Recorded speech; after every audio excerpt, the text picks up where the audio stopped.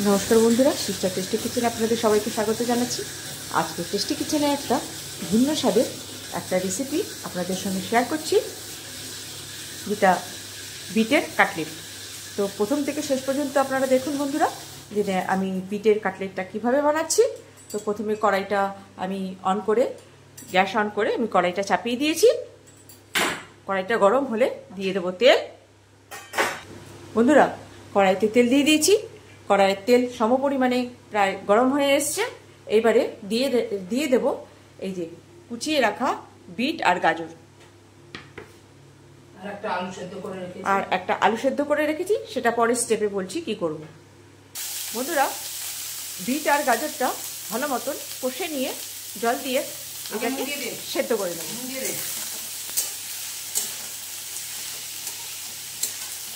দিয়ে দিলাম বন্ধুরা নুন।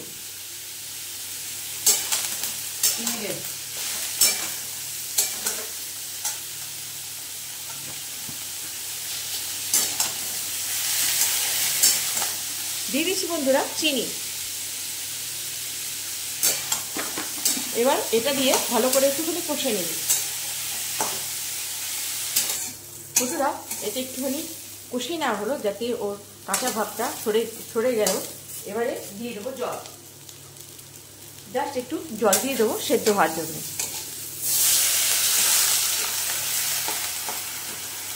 বন্ধুরা, এই যে আমার এখানে এটা সেদ্ধ হয়ে গেছে। এবারে দিয়ে দিচ্ছে আলু ভাতেগুলো।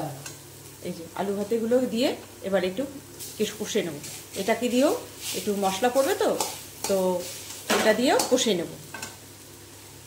বন্ধুরা, এবার দিয়ে দেব বাদাম। ভাজা বাদামটাকে মানে কাঁচা বাদামটাকে খালি কড়াইতে একটু টেলে নিয়ে তার খোলাগুলো, এই যে খোলাগুলো ফেলে দিয়েছি, সেগুলোটা দিয়ে এবার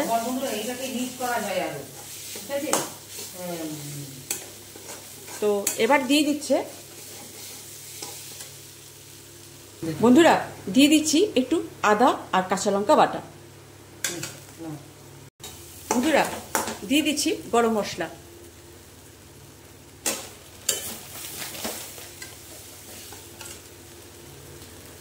জিরে ধনে এর গরম মশলার মধ্যে আছে বন্ধুরা জিরে দিয়েছি, ধনে দিয়েছি, আর দিয়েছি গরম মশলা, গোটা গরম মশলা মানে দারচিনি, এলাচ, লবঙ্গ, আর দিয়েছি একটুখানি শাহমরিচ আর গোলমরিচ দিয়েছি মানে 2-4টে করে।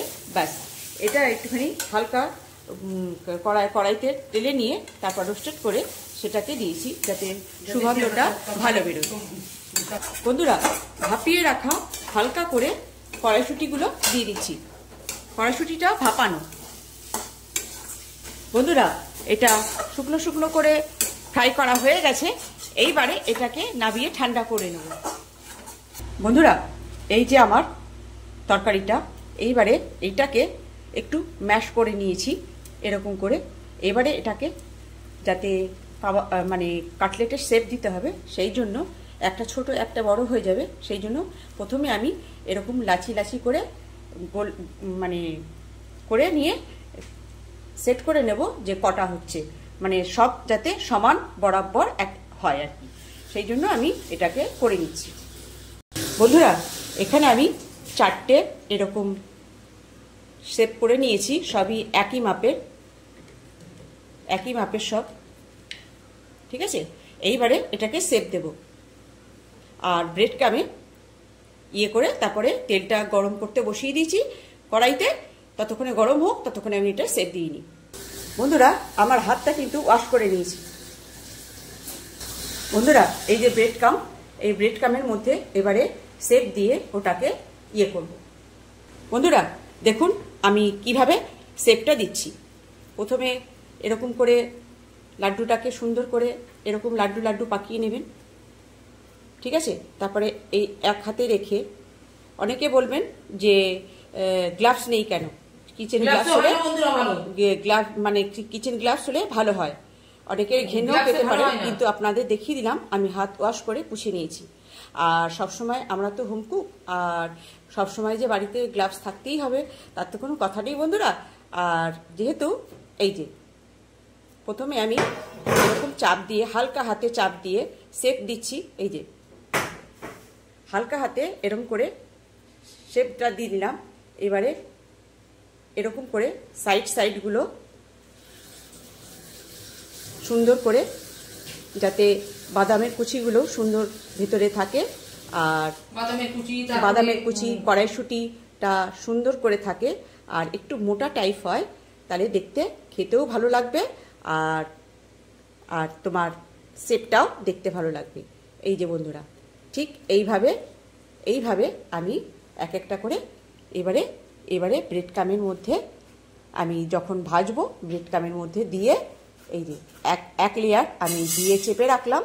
আবার যখন আমি দেব কড়াইতে, তখন এটা ততক্ষণে অ্যাবজর্ব করে নিক, যতটুকু তেল আছে বা জল আছে ততক্ষণে এটা অ্যাবজর্ব করে নিক, তাহলে পরে মুচমুচে ভাবটা বেশি ভালো হবে। তো এইবারে আরেকটা করছি বন্ধুরা আরেকটা দেখিয়ে দিচ্ছি। এরকম করে সুন্দর করে লাড্ডু পাকিয়ে নেবেন, যাতে সব কিছু বাদাম কড়াইশুঁটিগুলো সুন্দর করে থাকে। তারপরে হালকা হাতে এরকম চাপ দিয়ে যাতে শেপটা হয়, তারপরে এরকম হাত দিয়ে এরকম করে যাতে কিছু ফেটে মানে বেরিয়ে না যায়, মানে যেগুলো কড়াইশুঁটি বা বাদাম যেগুলো দিয়েছি সেগুলো যাতে হালকা হাতে, আর এরকম এমনভাবে দেবেন যাতে সব দিকটা সমান হয়, মানে এদিকে পাতলা ওদিকে মোটা না, এমনইভাবে চাপ দেবেন যাতে সব দিকে সমান ভাব হয়। এই যে হাত দিয়ে এরকম করে দেবেন। এই যে অত তাড়াহুড়ো নেই, একটা জিনিস সুন্দর করে যদি করতে হয় তাহলে কি করতে হয়, তাহলে সুন্দরভাবে তাকে শেপ দিতে হবে। আর এখান থেকে একটা বাদাম খসে গেছে, যদি মনে করুন যদি বাদাম খসে গেছে, তো বাদামটাকে এমনভাবে পুশ করে লাগিয়ে নিন যাতে দেখতেও ভালো লাগবে ভাজার পরে, আর খেতেও ভালো লাগবে। এই যে বন্ধুরা, এইভাবে করে আর যে দুটো আছে আমি ট্রাই করে নিচ্ছি, মানে বানিয়ে নিচ্ছি। এবারে চলুন বন্ধুরা, তেল গরম হয়ে এসছে, এবারে এগুলোকে ছাড়বো। বন্ধুরা এই যে ছেড়ে দিলাম। বন্ধুরা এই যে হালকা হাতে ভেজে নিতে হবে, আস্তে আস্তে করে, এবার উল্টে নিতে হবে, কেন কি এটা তো আমার তরকারিটা করাই, তো এটা জাস্ট কাটলেটটা করতে হবে, সেই রকম এইভাবে আস্তে আস্তে একটা করে ভাজতে হবে। এবার তেল ঝরিয়ে তুলে নেবে। বন্ধুরা এই যে সামান্য একটা রেসিপি, ঘরে ছিল, কখনো বিটটা শুকিয়ে গেছে, তো এরকম করে একটা কাটলেটের শেপ দিয়ে এরকম করে যদি আপনি ভাতের পাতে বা এমনি শুধু মুখরোচক খেতে চান, এই যে স্যালাড, এই তোমার স্যালাড দিয়ে বা সস দিয়ে সুন্দর লাগবে। তো বন্ধুরা এই ছিল আজকে আমার সামান্য একটা রেসিপি, বিট কাটলেট। তো বন্ধুরা কেমন লাগছে? আর খেতে কিন্তু সুন্দর লাগবে। এই যে, আর এখানে আপনি স্যালাড দিয়েও খেতে পারেন, যে স্যালাড আপনি পছন্দ করেন, শসা, পেঁয়াজ, আর অনেকে গাজরও দিয়ে নেয়, তো আবার কেউ গ্রিন সস, চিলি সস বা টমেটো সস দিয়েও সে খেতে পারে। এই যে কেমন লাগছে বন্ধুরা? একদম মুখরোচক, কুচমুচে, একদম দেখিয়ে দিচ্ছি। এই যে